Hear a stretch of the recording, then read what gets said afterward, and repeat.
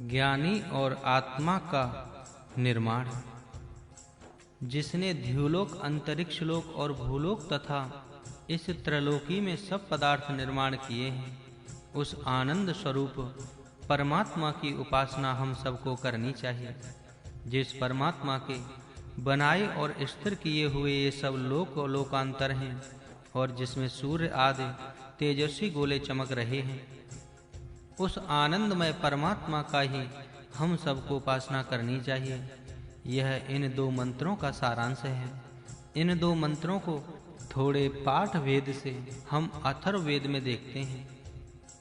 जिस आत्मा के बल से द्युलोक और पृथ्वी चस्क भाने स्थिर रही हुई, परंतु जिससे भय साने डरने वाली प्रार्थना कर रही है और जिसका यह मार्ग अंतरिक्षस्थ सब लोगों को माप रहा है, उस आनंद स्वरूप की हम सबको उपासना करनी चाहिए। ज्ञानी उस परमात्मा को प्रत्येक पदार्थों में गुप्त रीति से छिपा हुआ, सबका आश्रय, सबका संयोग और वियोग करने वाला और कपड़े के ताने और बाने के समान सर्वत्र फैला हुआ देखता है। जिसका उत्तम स्थान हृदय में है, उसका वर्णन आत्मज्ञानी वक्ता कर सकता है। बुद्धि में रखे हुए इसके तीनों पांवों को जो जानता है, वह पालकों का पालक बनता है। इन दोनों मंत्रों को थोड़े से पाठ वेद के साथ अथर्ववेद में हम देखते हैं। ज्ञानी उसको देखता है कि जो गुप्त स्थान में परम तत्व है और जिसमें सब विश्व एक रूप होता है। आकाशस्थ जगत ने इसी का दोहन किया है, अर्थात इसी से जीवन पोषण की शक्तियां ली हैं। बढ़ने वाला मनुष्य समूह अर्थात उन्नतिशील मनुष्य समाज आत्म तत्व को जानते हुए अथवा तेज को प्राप्त करते हुए। दूसरा मंत्र प्राय एकता है, इसलिए यहाँ अर्थ देने की आवश्यकता नहीं। अब पाठ भेद देखिए। यजुर्वेद पाठ निहित गुह्या सत परम गुह्या सत विश्वम भवेत्येक नीडम विश्वम भवेत्येक रूपम। इस मंत्र का उत्तरार्ध अथर्ववेद में नहीं है। यजुर्वेद के एक नीडम शब्द का अथर्ववेद में रूपांतर एक रूपम है। वह पहले शब्द का अर्थ विशेष प्रकार से स्पष्ट करता है। नीड का अर्थ पक्षी का घोंसला है। परमात्मा रूपी सुपर्ण पक्षी के घोंसले में वह सब विश्व समाया है। यह भाव एक नीडम शब्द से लेना है तथा परमात्मा में यह सब एक रूप बनता है। यह आशय एक रूपम शब्द से व्यक्त होता है। मंत्र में वेनः तथा पश्चात कहा है। वेन उसको कहते हैं कि जो ज्ञानी और विचारी होता है। वेन धातु का अर्थ हलचल करना, प्रयत्न करना, जानना, विचार, मनन, वाद्य बजाना, स्वीकार करना है। इसलिए वेन का अर्थ ज्ञानी है। निघंटु अध्याय में मेधावी नामानी में वेन शब्द का पाठ आया है। ज्ञानी और विचारशील इस ईश्वर को जानता है, अज्ञानी और अविचारी नहीं जान सकता। निहितम गुहा सत, यह दूसरा वाक्य है।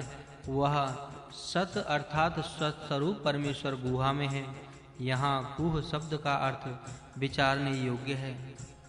गुह धातु का अर्थ गुप्त रखना है। बुद्धि में रखा हुआ ब्रह्म परमात्मा जीवात्मा बुद्धि हृदय प्रत्येक पदार्थ का आंतरिक भाग है। यत्र विश्वम भवेत्येक नीडम, जहाँ सब विश्व एक घोंसले में समाया होता है, अर्थात शब्द परमेश्वर के घोंसले में यह सब विश्व समाया है। नीड शब्द के अर्थ घोंसले में घर, स्थान, आश्रय, बिछौना, गुहा, अंदरूनी हिस्सा, विश्राम का स्थान है। परमेश्वर इस विश्व का सच्चा आश्रय है। इतना ही यहाँ तात्पर्य है। इसका एक पाद सर्वभूत है और इसके तीन पाव द्युलोक में अमृत रूप हैं। यह त्रिपाद पुरुष ऊपर उदय को प्राप्त हुआ है और उसका एक पाद यहाँ इस विश्व में होता है। तीन पांवों से उसने द्युलोक पर आरोहण किया है और एक पाद से विश्व को बारंबार बनाया है। इन मंत्रों में पाद शब्द अंश का वाचक है। इस विश्व में परमेश्वर का एक अल्प सा अंश कार्य करता है, परंतु बाकी का अवशिष्ट द्युलोक में चमकता है। अर्थात उसकी अपेक्षा यह विश्व अत्यंत अल्प है। यहाँ पांव शब्द से 5 अथवा चतुर्भाग लेना नहीं है। विश्व छोटा है और वह बहुत बड़ा है, यह भाव यहाँ बताया है। यह आत्म विद्या के ज्ञान से साध्य होता है। प्रकृति और आत्मा परस्पर भिन्न हैं, ऐसा निश्चित ज्ञान होना चाहिए। उपस्थाय प्रथमं जारितस्य ऋतस्य तंतुम विततम विचित्य। उक्त दो मंत्रों के तृतीय चरण प्राय एक ही भाव प्रदर्शित करते हैं। ऋत अर्थात अटल नियमों के प्रथम प्रवर्तक के सन्मुख होना पहले का आशय है, और ऋत अर्थात सत्य के व्यापक सूत्र आत्मा को अलग करके देखना दूसरों का आशय है। इसी तंतु के विषय में ऋग्वेद में कहा है, विश्वस्य नाभिम चरतो ध्रुवस्य कविसृचन्तुम कनशाभ्यन्तः। जंगम और स्थावर विश्व के मध्य में रहने वाले सूत्र को कवि के मन से ही अलग करते हैं। स्थावर जंगम जगत के बीच में व्यापक सूत्र आत्मा को कवि की दिव्य दृष्टि से अलग देखना और अनुभव करना चाहिए। साधारण दृष्टि से इसका ज्ञान नहीं हो सकता। जो ज्ञान साधारण मनुष्य नहीं जान सकते, उसको कवि अच्छी प्रकार जान सकते हैं। कवि की दृष्टि उच्च और दिव्य होने से दूर तक पहुंचती है। तद पश्यत तद भवत तदासीत। इसका शब्दार्थ और भावार्थ पहला दिया हुआ यहाँ फिर देखना चाहिए। मुक्त अवस्था में जैसा पहले था वैसा फिर होता है। परमेश्वर का साक्षात्कार करने का यह परिणाम है। जैसा था वैसा होता है। इससे ध्वनित होता है कि जीवात्मा यहाँ आने से पूर्व जैसा था और फिर वैसा बना है, अर्थात यदि फिर लौट जाएगा तो फिर भी वैसा ही बनेगा। इसमें कोई डरने की बात नहीं है। यह एक पौरुष सात्यत्य उच्च कल्पना है। यहाँ इन मंत्रों का विचार छोड़कर अब अगले मंत्रों का विचार करेंगे। सबको प्राप्त करने योग्य अद्भुत और प्रिय मित्र ईश्वर से हम सबों की प्रार्थना है कि वह हम सबों को योग्य उपभोग और उत्तम सद्बुद्धि प्रदान करें। यह 13वें मंत्र का आशय है। सदसः पतिम शब्द का अर्थ जगत का स्वामी है, क्योंकि सदस शब्द से संपूर्ण जगत ही लेना चाहिए। सदस शब्द का मूल अर्थ घर है। परमेश्वर का घर या विश्व है, क्योंकि उसके अंदर वह रहता है। इंद्रस्य प्रियम का अर्थ जीवात्मा का हित करता है। जीवात्मा का सच्चा मित्र परमात्मा ही है। इंद्र शब्द का अर्थ यहाँ जीवात्मा है। स्वाहा का अर्थ आत्मसमर्पण है। दूसरा अर्थ सुआह उत्तम भाषण करना है। परस्पर का बर्ताव कैसा होना चाहिए, इसका उत्तर इस शब्द ने दिया है। परस्पर का बर्ताव स्वार्थ त्याग युक्त होना चाहिए। प्रत्येक को उचित है कि वह दूसरों के लिए अपना स्वार्थ त्याग करे। इसी प्रकार सबका परस्पर बर्ताव हो, परस्पर वार्तालाप भी उत्तम भाषण हो और कोई मनुष्य झगड़े की बात ना करे। इस प्रकार के व्यवहार और वार्तालाप से समाज में सशांति और एकता बल रहता है और बुद्धि को प्राप्त कर सकते हैं। राष्ट्र में ज्ञानी, रक्षक, व्यापारी, कारीगर, जंगली ऐसे 5 प्रकार के लोग होते हैं, जिनको ब्राह्मण, क्षत्रिय, वैश्य, शूद्र, निषाद कहा जाता है। इनमें ज्ञान देने वाला ब्राह्मण है और सबका संरक्षण करने वाला क्षत्रिय, ये दोनों श्रेष्ठ हैं। इसीलिए इन दोनों का ग्रहण इस मंत्र में किया है। इनमें जिस प्रकार की बुद्धि हुआ करती है, उस प्रकार की बुद्धि प्रत्येक मनुष्य को प्राप्त करनी चाहिए, अर्थात ज्ञान और शौर्य, ये 2 गुण प्रत्येक मनुष्य को धारण करने चाहिए।